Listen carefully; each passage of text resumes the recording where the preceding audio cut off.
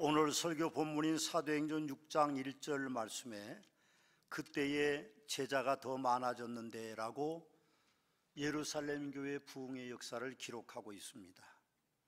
예루살렘 교회가 부흥하는 데는 두 가지의 원인이 있었습니다. 하나는 성령 강림하심으로 말미암아 이제 하나님의 교회가 시작되었기 때문에 그 성령의 강한 역사를 통해서 하나님은 교회 부흥을 이루셨습니다.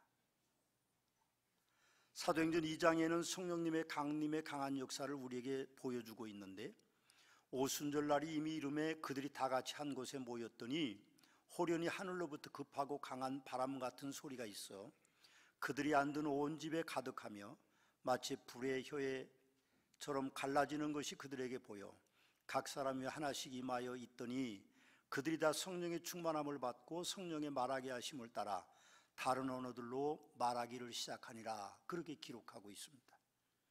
또 다른 한 가지는 본문 1절인 그때에 있습니다. 그 1절의 그때라고 하는 그 단어는 사도행전 6장 이전 1장부터 6장까지의 그 상황을 말하고 있는데, 특별히 그 사건의 5장에 보면 이제 제사장과 사두개인들이 사도들이 그 입을 통하여서 또 그 손을 통하여서 기적과 이적이 일어나니까 하루에 3,000명씩 5,000명씩 믿는 자가 많아지니까 그들이 시기가 가득하여 사도들을 잡아다 옥에 가두었는데, 주의 사자가 옥문을 열고 끌어내면서 성전에 서서 생명의 말씀을 백성들에게 전하라, 그렇게 말했습니다.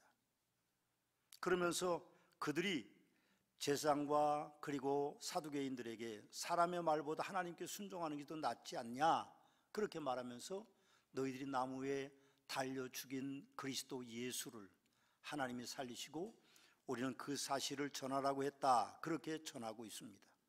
그들은 채찍에 맞았습니다. 그리고 옥에 갇혔습니다. 그렇지만 오늘 말씀 속에서 보면 그분들은 성전에 있든지 집에 있든지 예수는 그리스도라고 메시아 구원자라고 증거하는 일을 계속했습니다. 그래서 예루살렘 교회는 부흥할 수밖에 없었던 것입니다. 또 그때는 당시의 정황을 가르칠 수도 있습니다. 초대교회인 예루살렘 교회가 세워진 지가 얼마나 됐을까요? 길게는 한 달 아니면 한 1, 2주 정도밖에 되지 않았을 것입니다. 그동안 교회는 하루에 3,000명씩 5,000명씩 예수 믿는 사람들이 많아져서 놀라운 부흥을 거듭하고 있었습니다. 그런 일들은 사실 그들의 기도로 말미암아 이루어진 것임을 우리는 알 수 있습니다.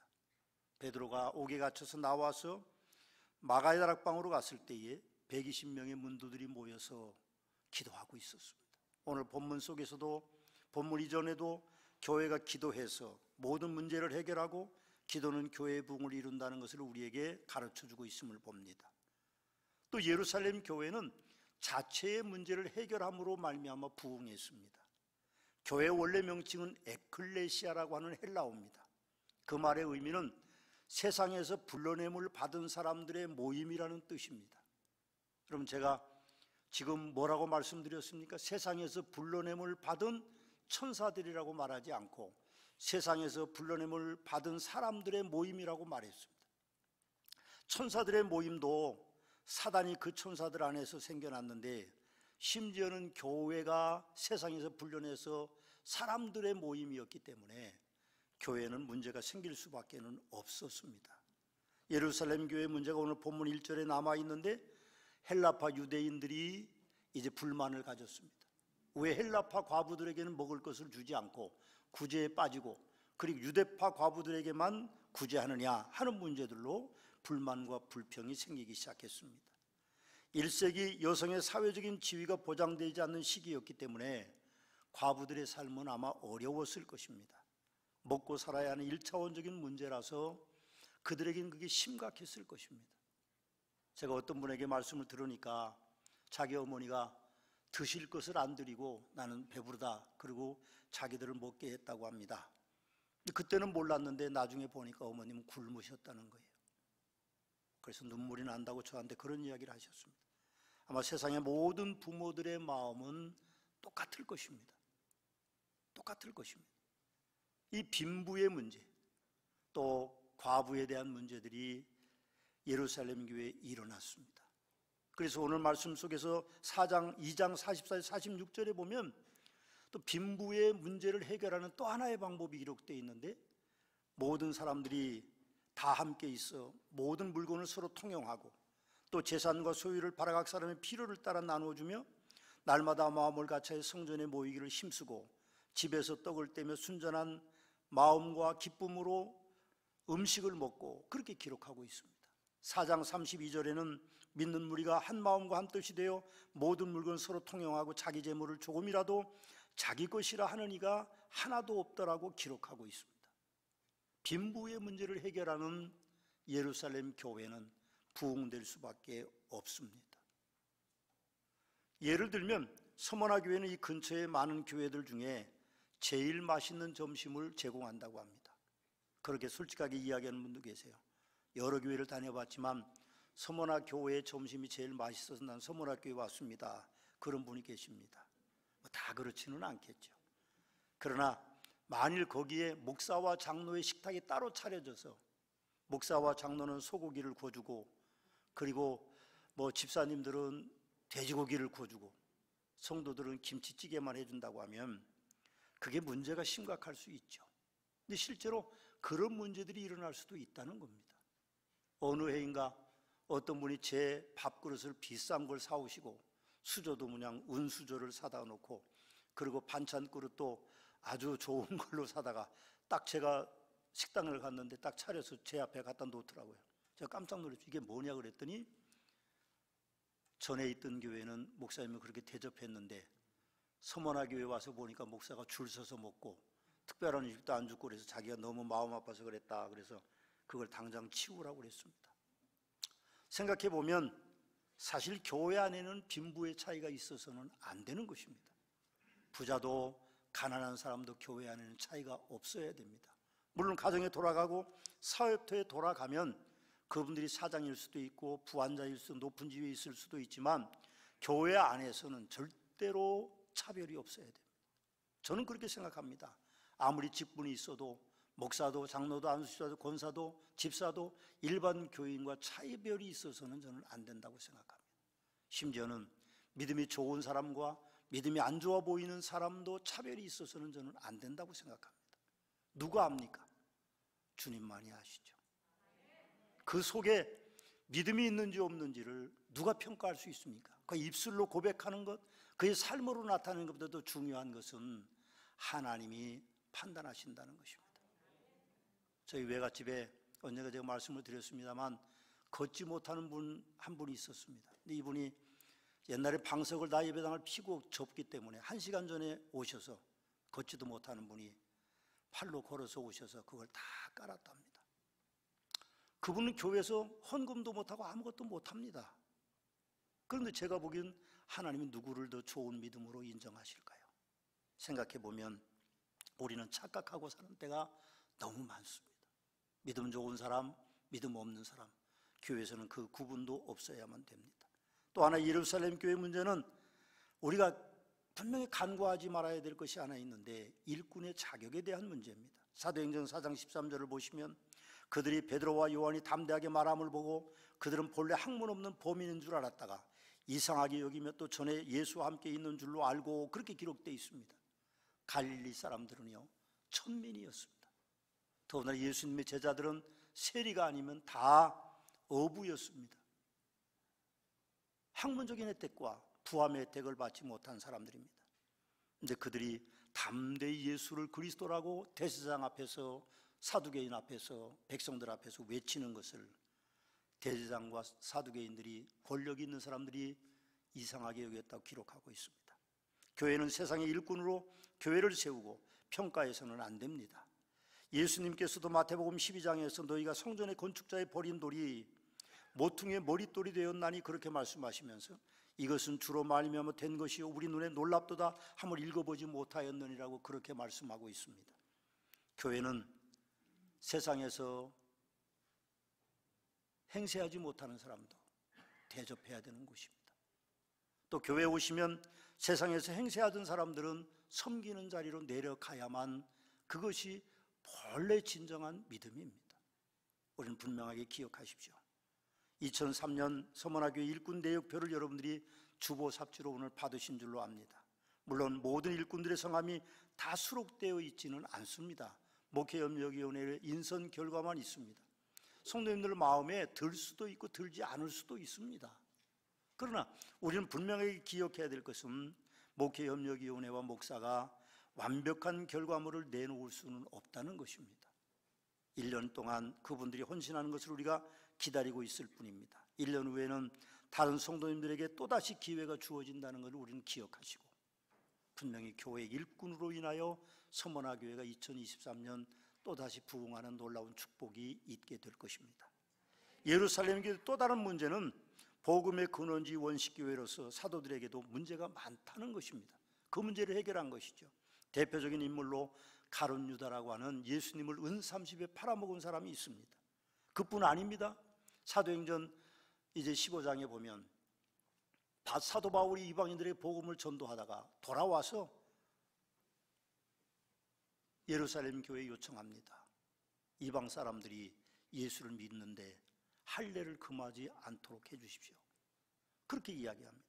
그러나 이기 지도자들인 예루살렘 교회의 지도자들, 그 중에는 특별히 예수님의 친동생이 가장 우두머리입니다. 그런데도 그분들이 아직 교회가 생성되고 얼마 되지 않았기 때문에, 교리적인 확고한 어떤 교리의 확립이 없었기 때문에 여러 가지 이야기를 하고 다툽니다.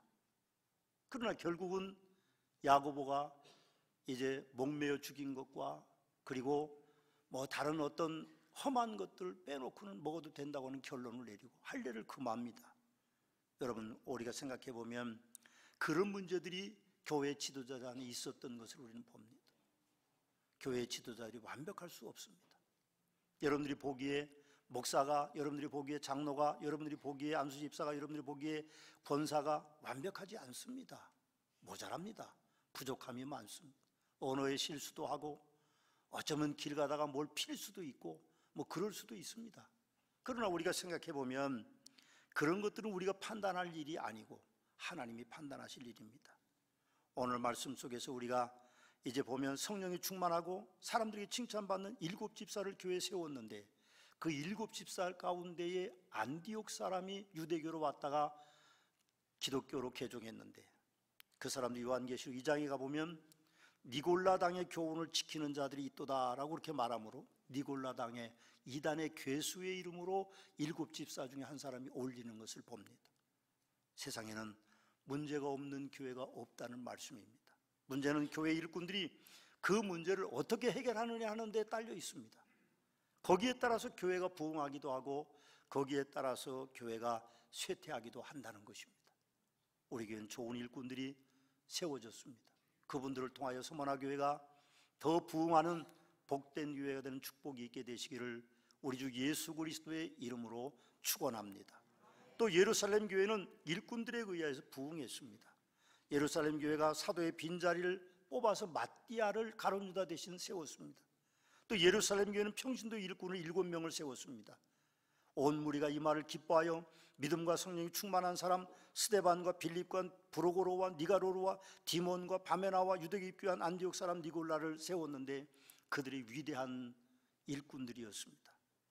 오늘 2절 말씀해 보니까 교회의 직분을 나누게 된 원인들을 우리에게 알려주고 있는데, 12사도가 제자들을 불러놓고 우리가 하나님의 말씀을 제쳐놓고 공개를 하는 것, 지금 현대여성 우리가 가지고 있는 성경에는 접대하는 것을 일삼는 것이 온전하지 않다. 그래서 너희 가운데 성령과 믿음이 충만하고 지혜 있는 사람, 덕망이 있는 사람 7을 뽑아라. 그리고 그들에게 그 나머지를 다 맡기는 교회 직분이 이원화가 되는 일이 본문에 있습니다. 신약 성경을 통틀어 보시면 신기하게도 초대 순교자인 스데반 집사고 사도들 못지않게 집사들도 메시지를 많이, 설교를 많이 남기고 있습니다. 그리고 그들도 기적과 표적의 능력을 행했지만 교회 지도자들 안에서 서로의 다툼은 없었습니다. 저는 그거 참 신기하다고 생각합니다.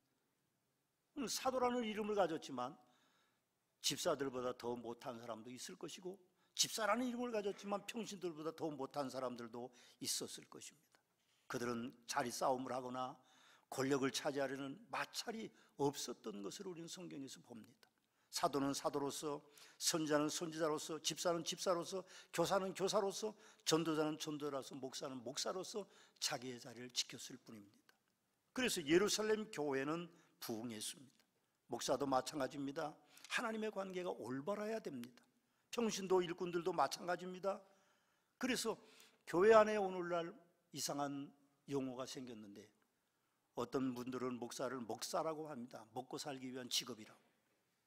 그리고 평신도 지도자들을 병신도 지도자리라고 합니다. 그런 말이 유행하도록 만든 것은 다 우리의 책임이라고 생각합니다. 그러나 생각해 보면 교회 일꾼을 누가 세웁니까? 하나님이 세우십니다.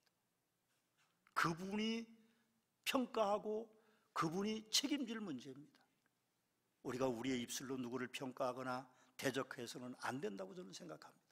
하나님께서 그 위대한 사역을 2000년 이상 이끌어가고 계십니다. 또 예루살렘 교회는 성도들의 헌신 때문에 부흥했습니다. 사도행전 1장 14절에 보면 기도로 헌신한 성도들의 이름들이 있습니다.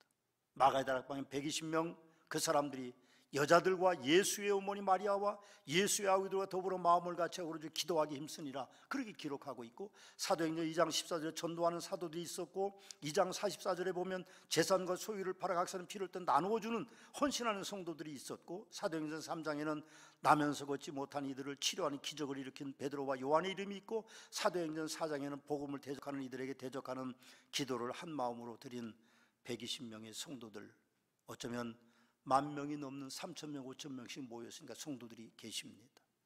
또 밭을 팔아 그 값에 사도들의 발 앞에 둔 바나바도 있었고, 물론 사도행전 5장에는 아나니아와 삽비라와 하나님과의 관계를 잘 맺어 헌금에 대한 하나님을 속이다가 죽음에 이른 부부의 이름도 있어서 오게티가 되고 있습니다만, 그러나 사도행전 5장 12절 말씀에는 믿는 사람이 다 같이 마음을 같이하여 솔로몬 행각에 모이고 그렇게 기록하고 있습니다.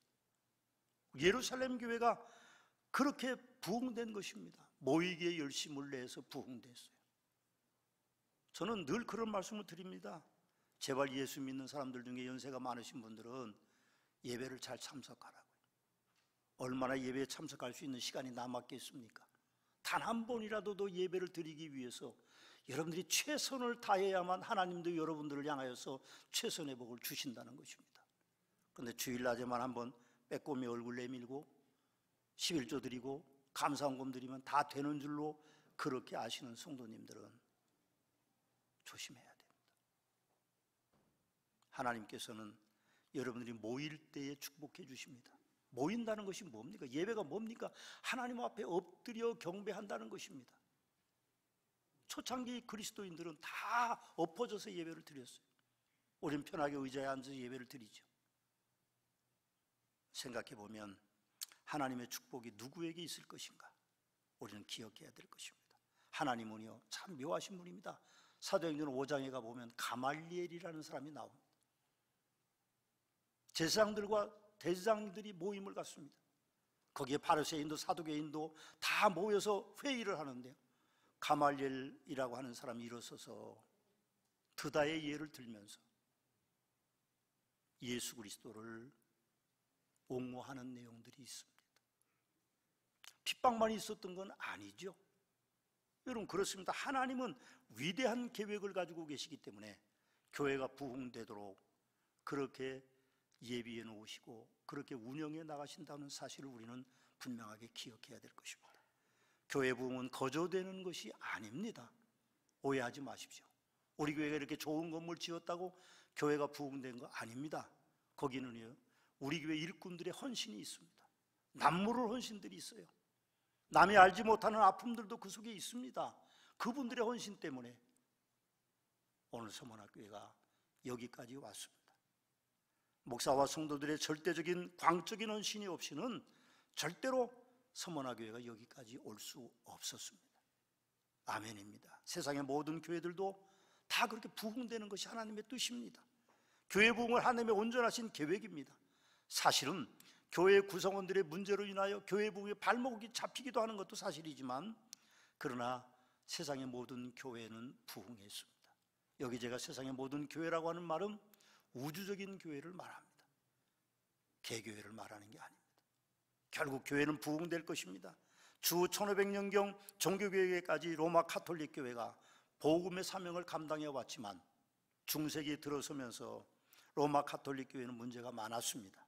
복음을 변절시키고 기독교를 미신화를 만들었고 로마 가톨릭 교회 이외에는 다른 어떤 신앙을 인정하지 않았습니다. 그 결과 11만 명에 가까운 사람들이 천주교회에 의해서 종교재판에 회부됐고 그 중에 이단으로 정죄하여서 중세기 동안에 약 6만 명의 사람들이 처형됐습니다. 그것을 역사는 마녀사냥이라고 그렇게 말합니다. 그럼 놀랍게도 2000년에 와서 요한 바오로 2세가 교황의 사죄 미사를 드렸습니다. 마녀사냥이 잘못된 거다. 그리고 미사를 드렸습니다. 고백한 것이고 회개한 것입니다. 1517년 독일에서 출발한 종교개혁으로 시작된 새로운 교회인 개신교회도 문제가 많았습니다. 가장 큰 문제는 저는 세속화되어서 교파가 난립한 것이라고 생각합니다. 이태원 참사 사건이 난 할로윈데이가 종교개혁일입니다. 교회가 얼마나 힘이 없으면 유럽에서 종교개혁일에 할로윈데이로 바뀌는 일들이 일어났습니까? 안타깝습니다. 원래 영국의 켈트족이 자기들의 귀신을 섬기는 날이 할로윈데이입니다. 그런데 교회가 그 부분을 그들에게 빼앗긴 것이나 마찬가지입니다. 안타깝습니다. 이 세상의 모든 교회들은 그 외에도 많은 문제를 안고 있습니다. 제가 일일이 다 열거할 수 없습니다. 그러나 교회는 하나님의 성전이기 때문에 교회는 부흥했습니다. 교회 부흥의 역사인 선교의 역사를 보면 예루살렘에서 소아시아로, 소아시아에서 유럽으로, 유럽에서 미국으로, 미국에서 한국으로, 한국에서 다시 유럽으로, 세계로 그렇게 선교의 역사가 도도히 흘러가고 있습니다. 혹자는 21세기 들어와서 미국 교회, 유럽 교회가 형편없다고 평가절하 하지만 저는 그렇게 생각하지 않습니다. 한국은 25%의 기독교인들이 있다고 하도 세상의 문화를 우리는 바꾸지 못하지 않습니까? 그러나 미국은요, 성도들이 겉으로 드러나는 숫자는 적어도 그들의 삶 전체가 기독교화되어 있기 때문에 기독교의 영향력이 무지무지하게 큽니다. 우리는 쉽게 판단해서는 안 됩니다.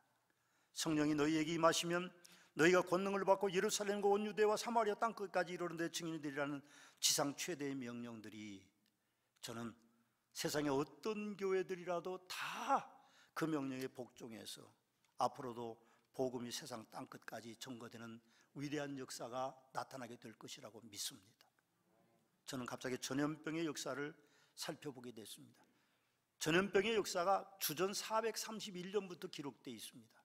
그 이전에는 기록이 없는 것 같습니다.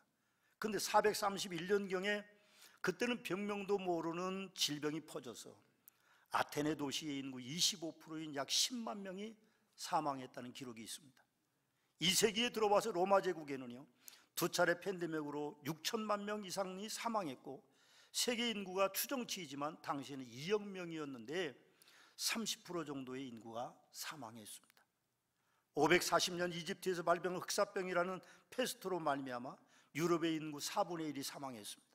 1346년에는 아시아와 유럽의 페스트병이 재발생해서 약 1억 명의 희생자를 냈습니다.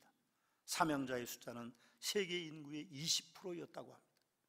1918년에 스페인 독감은 5억 명이 감염해서 제1차 세계대전 사명자 숫자보다도 10배가 더 많은 5천만 명 이상이 사망했다고 합니다. 그 홍콩 독감은 100만 명 이상의 생명을 앗아갔고 사스와 메리스와 신종플루 독감이 유행했었고 2019년에 중국 우한에서 발원된 코비드19라고 하는 코로나가 유행해서 지금 전 세계 사망자 숫자가 652만 명이 된다고 합니다. 그러나 아직도 진행 중에 있습니다. 여러분, 세계 7대 불가사 중에 하나인 남미 잉카 제국의 피카츄카와 그리고 캄보디아의 크메르 제국의 앙코르와트가 건물만 남아있고 사람이 없습니다.